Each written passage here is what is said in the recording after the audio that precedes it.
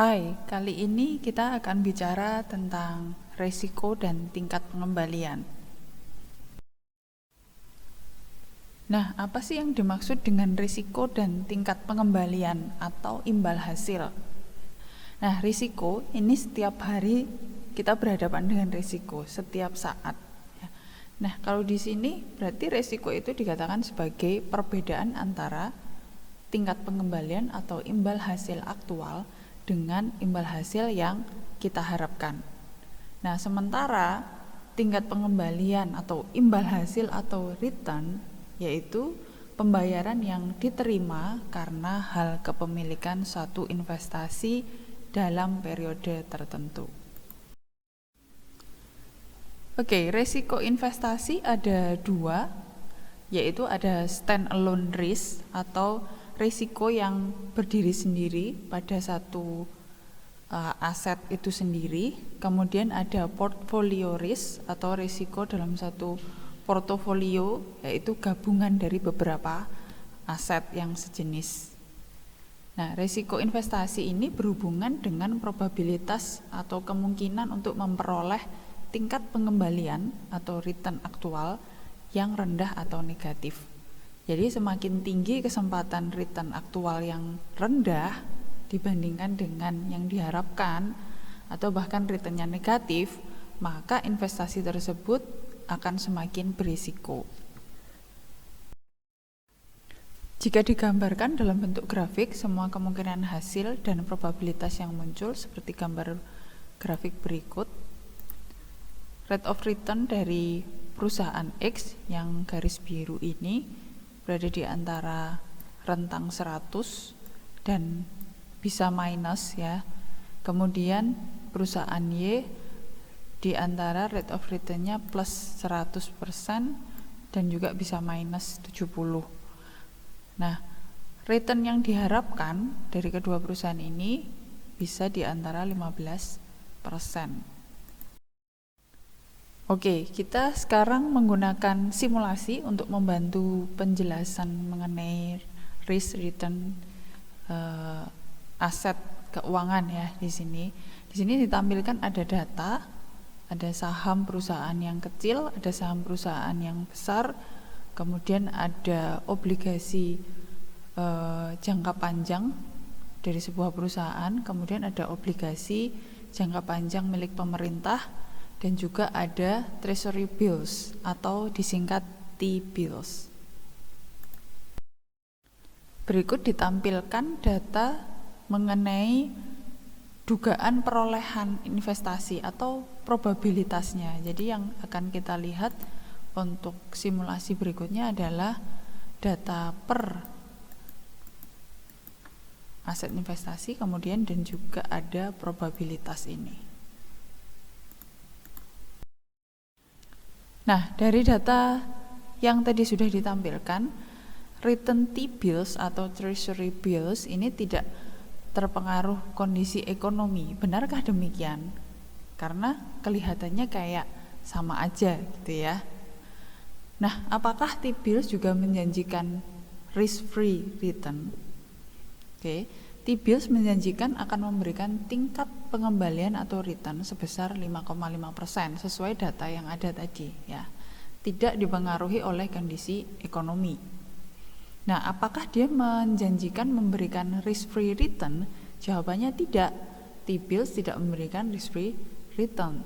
T-bills itu masih bisa dipengaruhi oleh inflasi, meskipun inflasi yang nggak diharapkan sekalipun muncul sangat kecil, itu tetap akan mempengaruhi T-bills ya. Nah, T-bills ini juga berisiko dalam hal reinvestasi, tapi seringkali dikatakan bahwa dia risk free dibandingkan dengan investasi yang lain.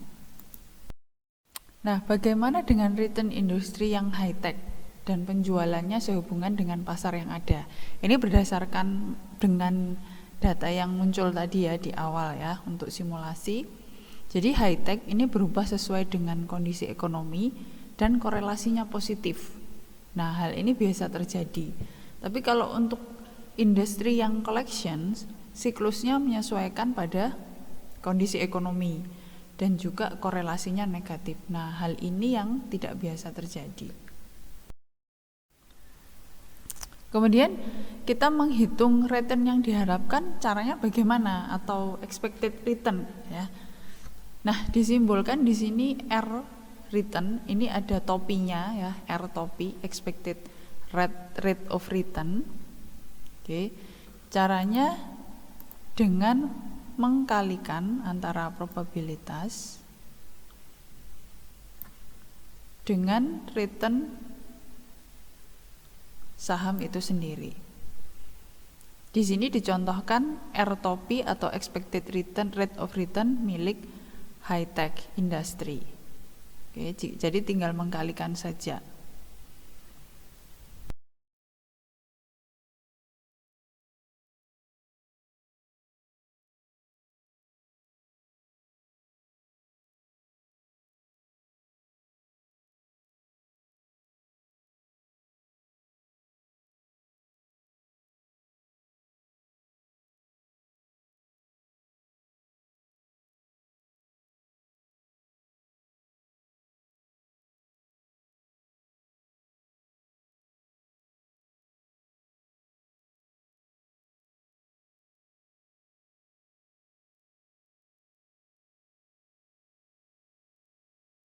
Sekarang kita mau hitung risikonya yang digambarkan dengan deviasi standar atau standard deviation.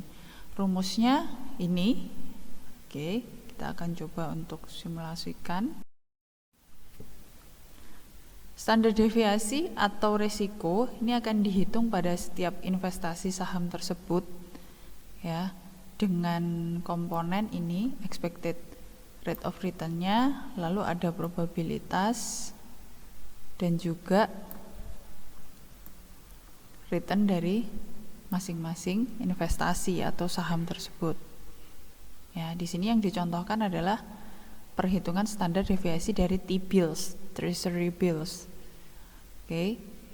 Nah, R biasa return yang ini, return untuk setiap investasi dikurangi dengan R topi, berarti yang expected rate of return. Lalu dipangkatkan 2 dan dikali dengan probabilitas. Nah, ini dihitung pada setiap investasi. Untuk T-bills dihasilkan sekian, 0%. Lalu untuk perusahaan yang lain sudah terlihat ya di sini.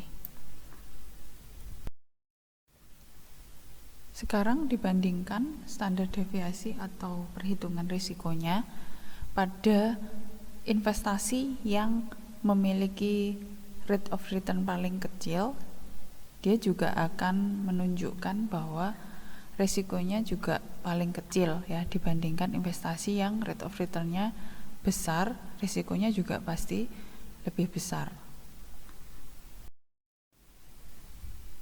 Nah, standar deviasi ini sebagai pengukur resiko, gitu ya, baik itu total resiko maupun standalone risk, gitu ya, resiko yang untuk satu investasi itu sendiri.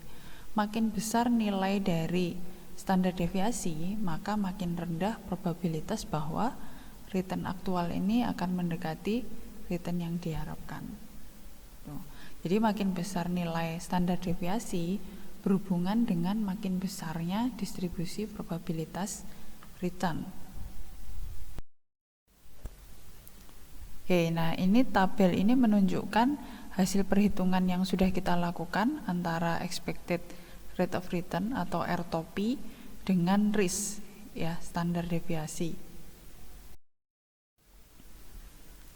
Nah, lalu kita akan menghitung standar dispersi dari nilai yang diharapkan yang menunjukkan risiko per unit return, yaitu disebut juga dengan koefisien variasi atau coefficient of variation, CV ya, yang membagi antara standar deviasi dengan expected return atau R topi.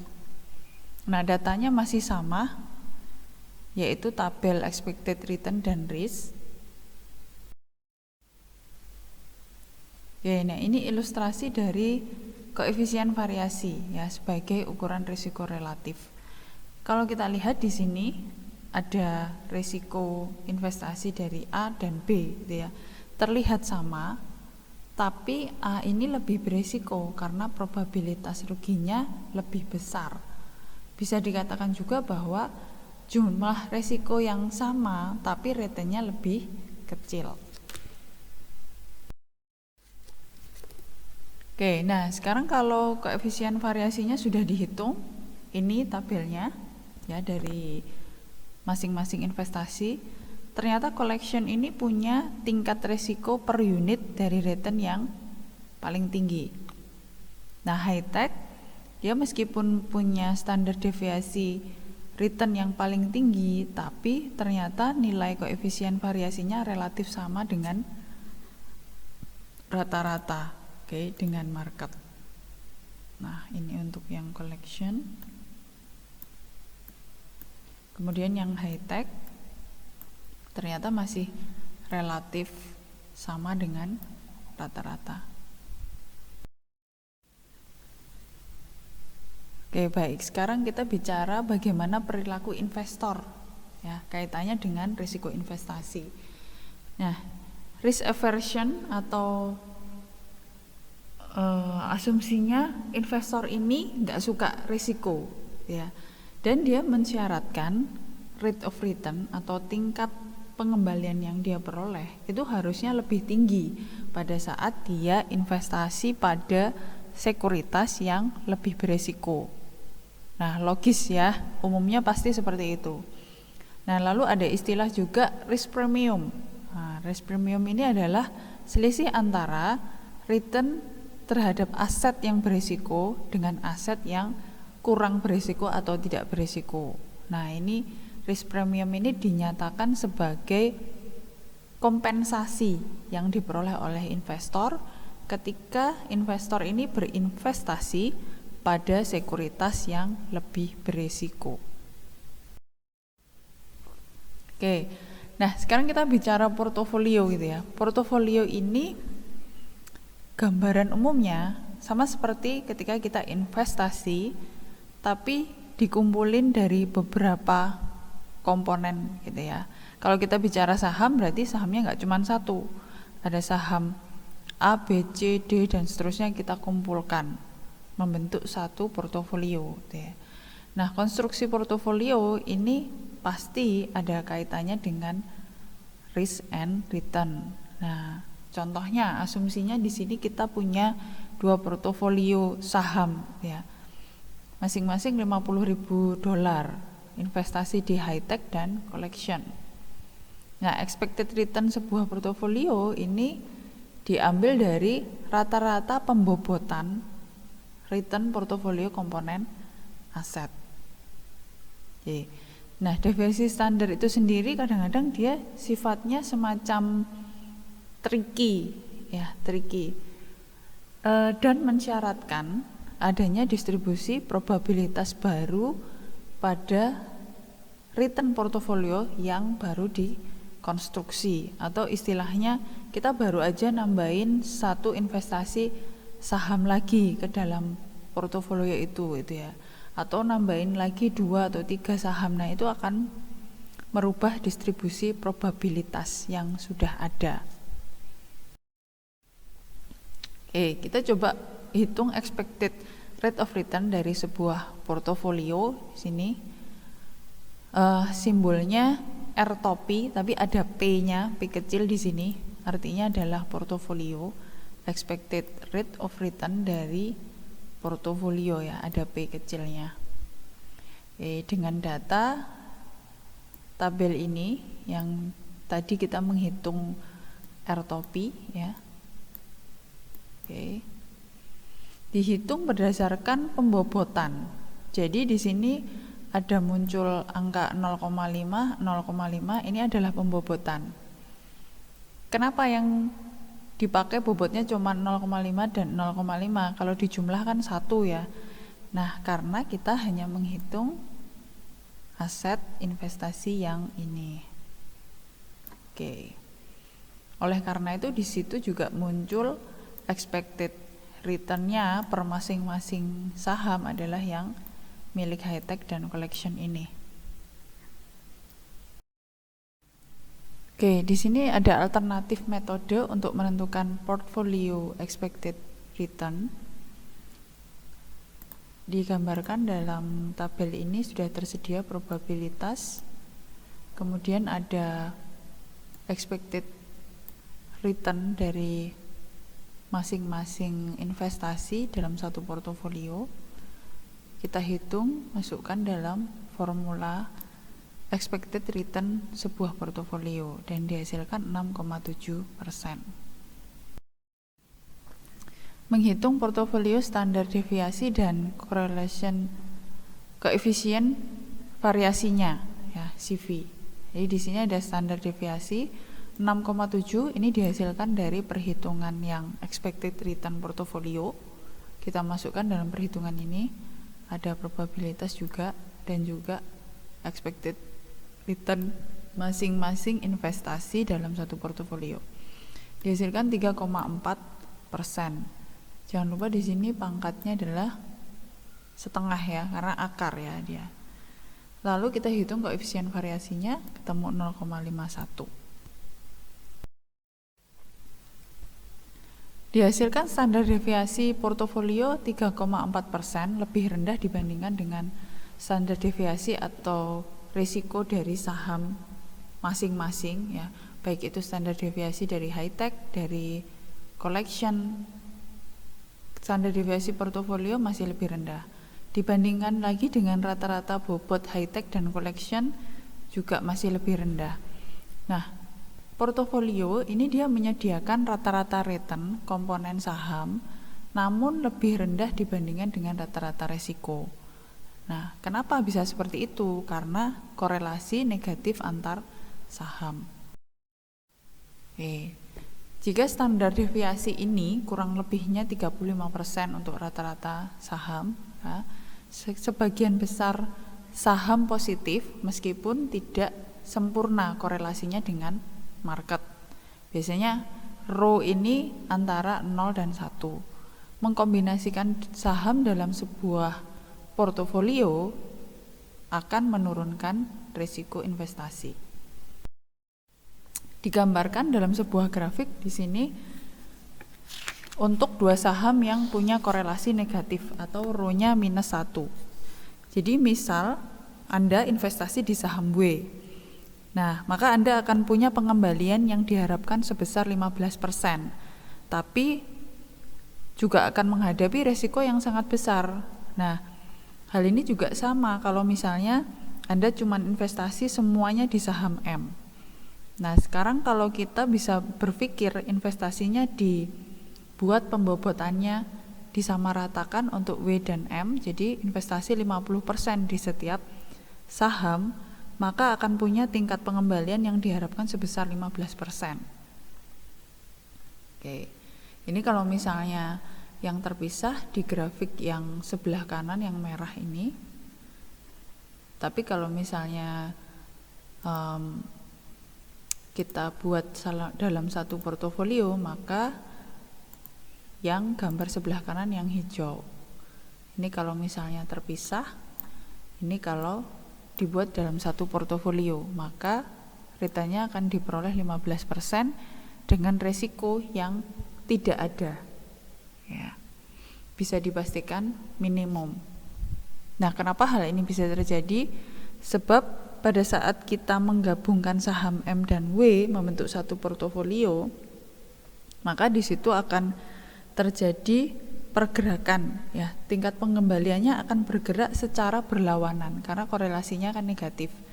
Di mana pada saat W turun gitu ya. Nah, ini yang M dia bisa naik. Begitu juga sebaliknya pada saat W turun, W-nya naik, M-nya yang akan turun. Jadi akan ada arus yang berlawanan, saling silang. Jadi resikonya semakin kecil. Juga ada kemungkinan bahwa dua saham ini punya korelasi yang positif, berarti row-nya adalah +1.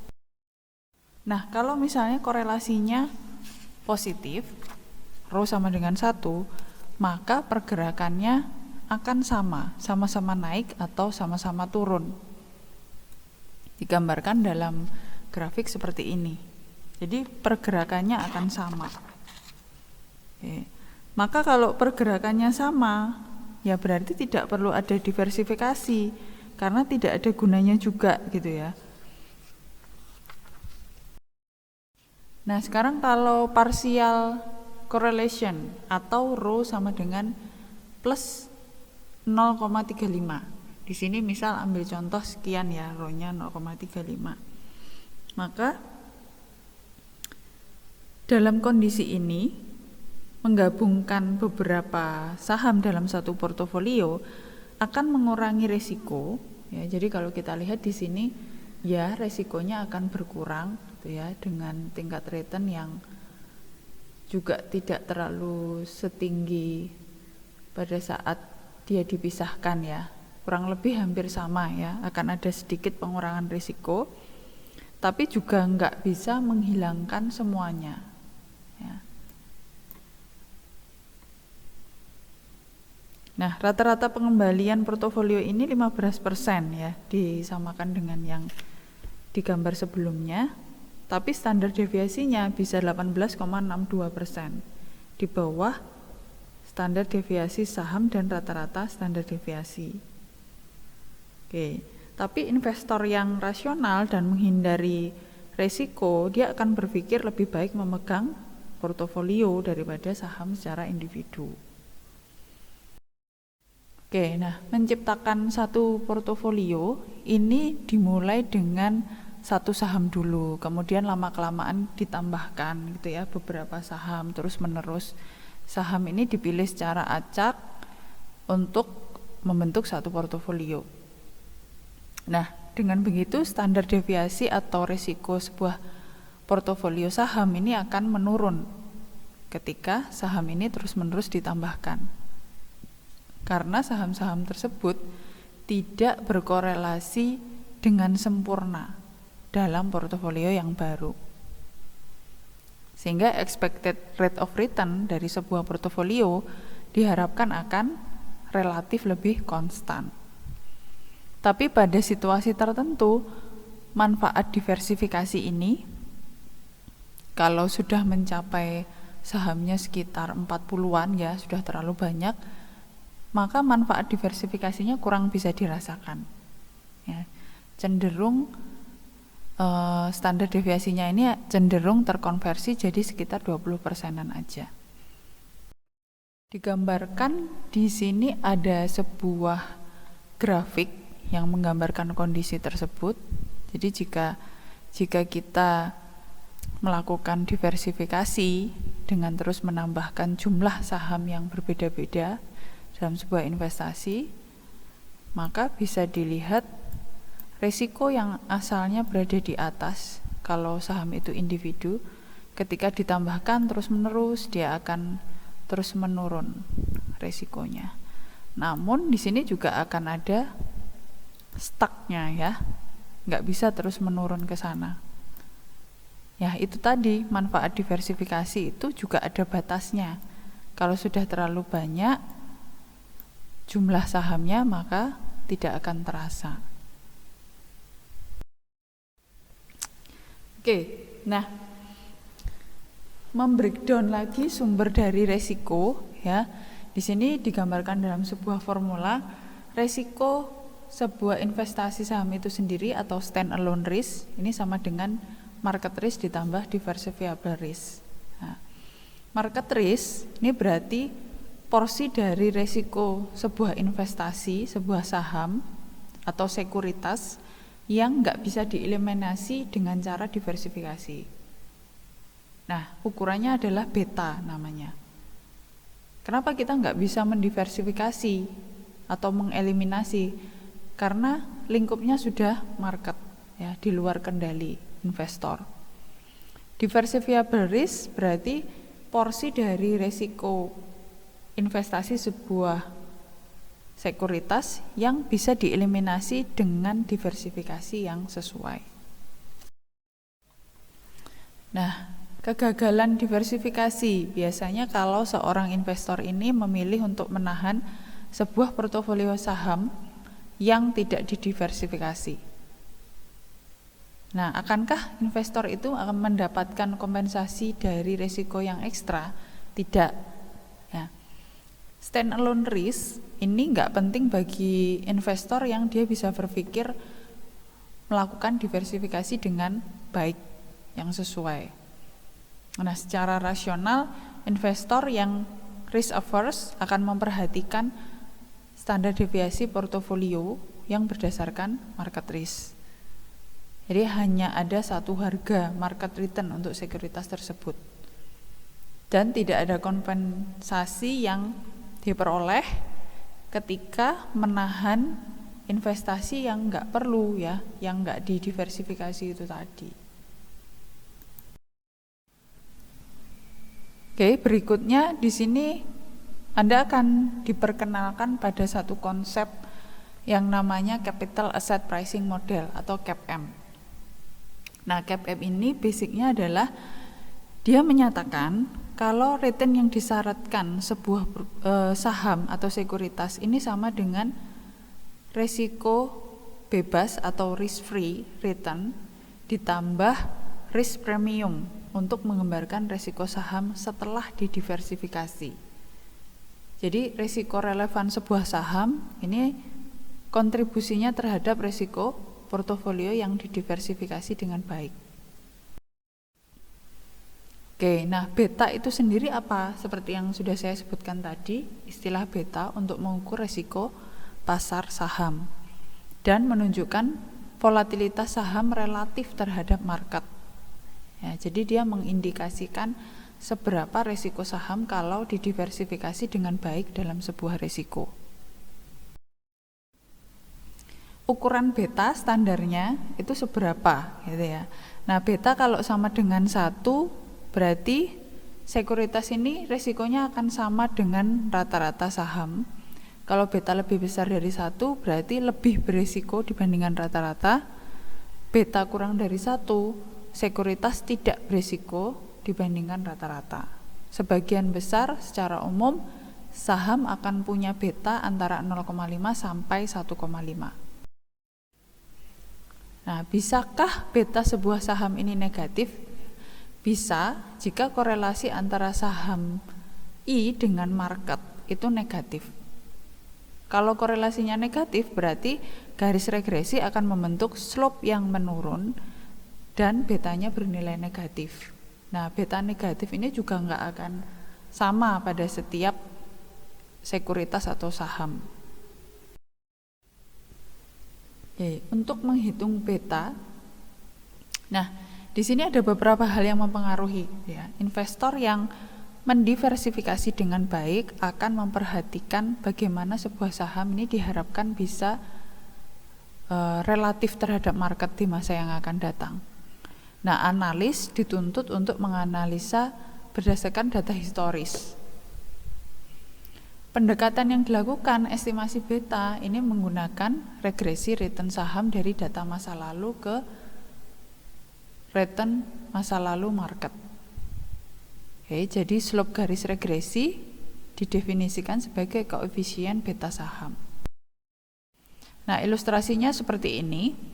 Kalau di Indonesia kita bisa bilang RM atau risk marketnya itu disamakan dengan IHSG, ya, indeks harga saham gabungan. Yang RI itu adalah return saham per masing-masing individu. Kemudian untuk RF, risk free, kalau di Indonesia kita bisa menggunakan tingkat suku bunga, ya, tingkat suku bunga tabungan.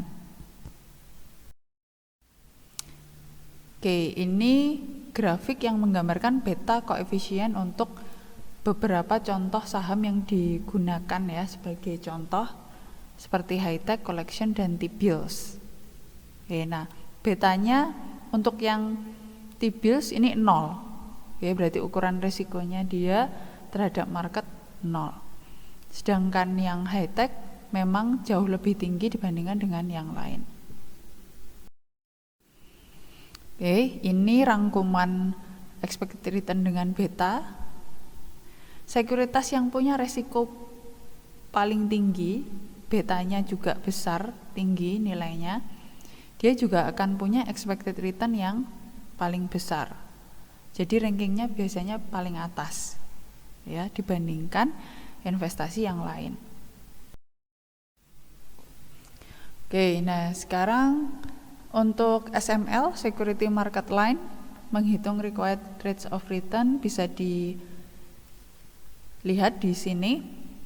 Komponennya sama ya, ada RF, RM, ada beta. Oke, setelah kita menghitung beta, kita baru bisa menghitung formula yang ini, SML ini. Oke. Jadi beta ini dihitung lebih dulu. Sementara data yang lain kan sudah ada tuh. Ini. Jadi kita bisa menghitung.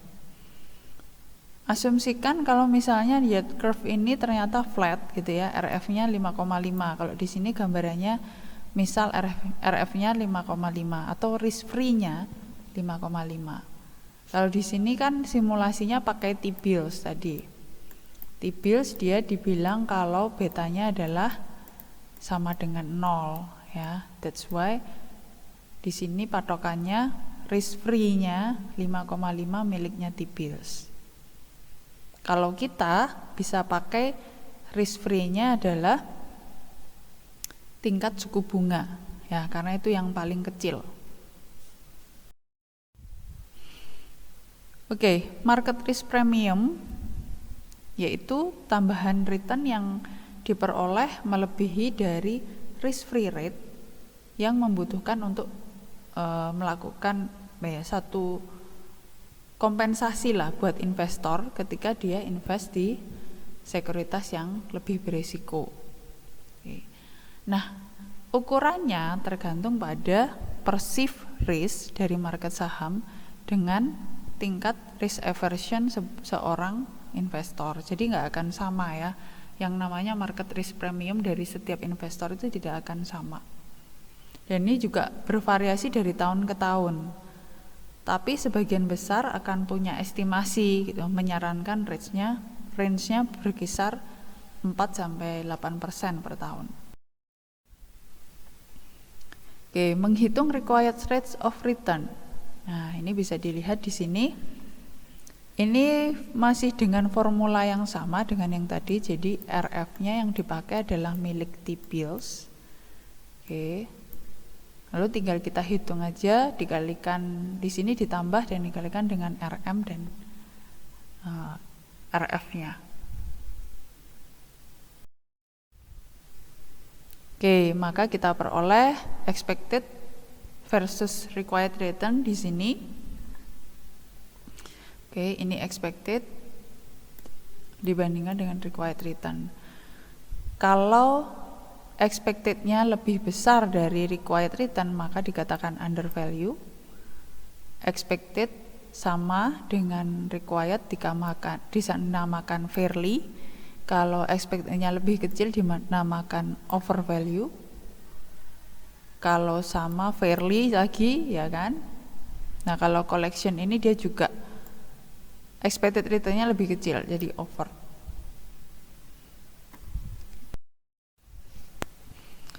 Ini grafik ilustrasi security market line yang tadi sudah kita hitung. Oke, untuk T-bills karena dia berada di beta yang 0 gitu ya, maka dia berada di situ di tengah sesuai dengan risk free-nya. Oke. Nah, kemudian digabungkan dengan perhitungan RI dari investasi yang lain, maka bisa dibentuk satu garis security market line ini.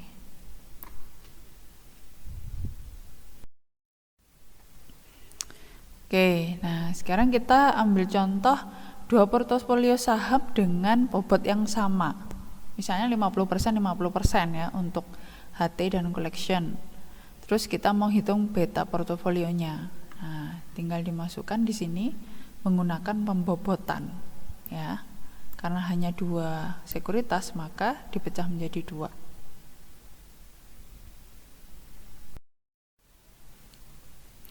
Menghitung portfolio required returns juga bisa dilihat di sini, masih dengan pembobotan ya.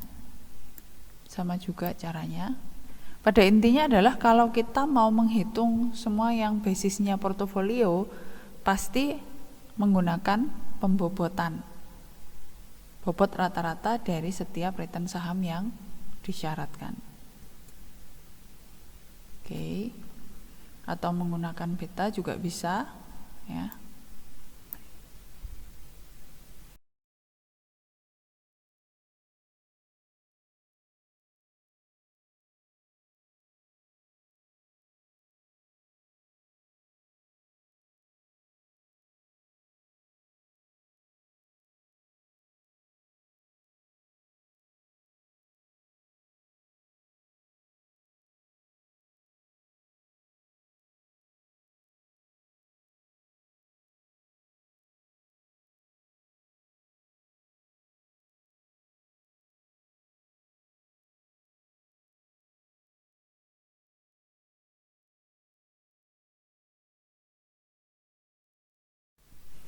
Investor biasanya memperhatikan risiko pasar atau market risk dan total risk. Oleh karena itu, security market line ini mungkin tidak menghasilkan estimasi yang tepat dari return sebuah saham. Nah, CAPM atau security market line sendiri berdasarkan ekspektasi, tapi betanya atau risknya dihitung berdasarkan data historis.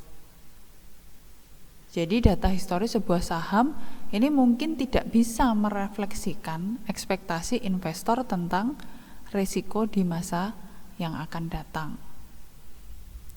Oke, nah sampai sini dulu penjelasan mengenai risiko dan tingkat pengembalian. Silakan dipelajari lebih lanjut dan mengerjakan latihan soal. Sampai jumpa.